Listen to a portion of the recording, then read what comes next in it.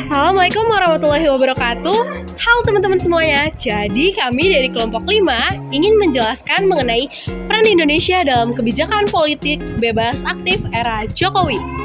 Anggota kelompok kami terdiri dari 6 orang, yaitu Ummul Latifah Febriani, Farina Fauzia Rahim, Zaskia Putri Azahra, Zafran Firdausi Irfan, Rahmat Hidayat, dan Farha Taufikul Hakim.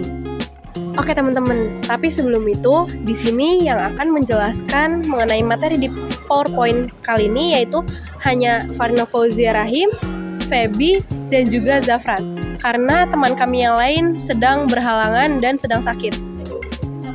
Nah, jadi di sini yang pertama yaitu ada peran Indonesia dalam kebijakan politik bebas aktif era Jokowi. Indonesia menerapkan kebijakan politik luar negeri bebas aktif yang berarti aktif dalam menjalin hubungan dengan berbagai negara tanpa terikat aliansi tertentu.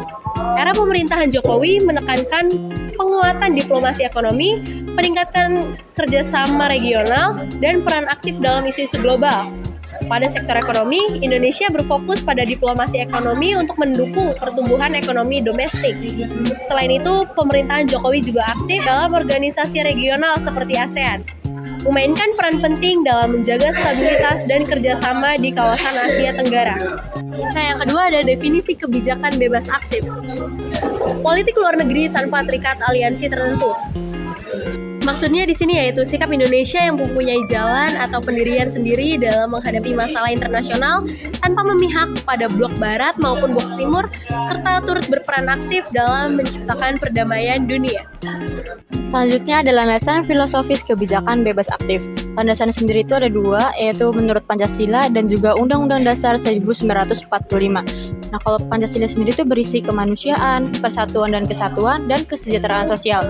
Dan menurut Undang-Undang Dasar 1945 itu seperti kemerdekaan, perdamaian dunia, kebebasan dari penjajahan. Berikutnya ada implementasi kebijakan di era Jokowi, diplomasi ekonomi.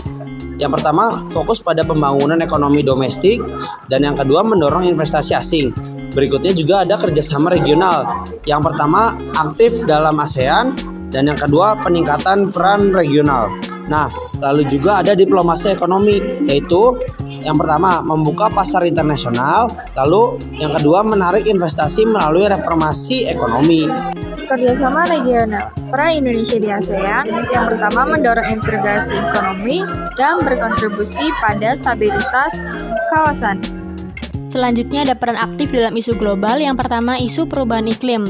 Terdapat komitmen pada aksi iklim global. Dan yang kedua perdamaian dunia. Maksudnya adalah keterlibatan dalam penyelesaian konflik. Diplomasi soft power dalam penggunaan kebudayaan dari pendidikan, yaitu meningkatkan citra positif Indonesia dan membangun hubungan yang lebih kuat. Selanjutnya terdapat tantangan dan rintangan. Yang pertama berbagai dinamika geopolitik, perbedaan sudut pandang, dan perbedaan kepentingan dengan negara lain. Dan yang terakhir adalah kesimpulan, yaitu Indonesia sebagai pelaku aktif dalam kebijakan politik luar negeri serta berkontribusi pada stabilitas regional dan isu-isu global. Nah, itu dia penjelasan dari kami tentang peran Indonesia dalam kebijakan bebas aktif era Jokowi. Segitu aja yang bisa kami sampaikan, kurang lebihnya kami mohon maaf. Terima kasih. Wassalamualaikum warahmatullahi wabarakatuh.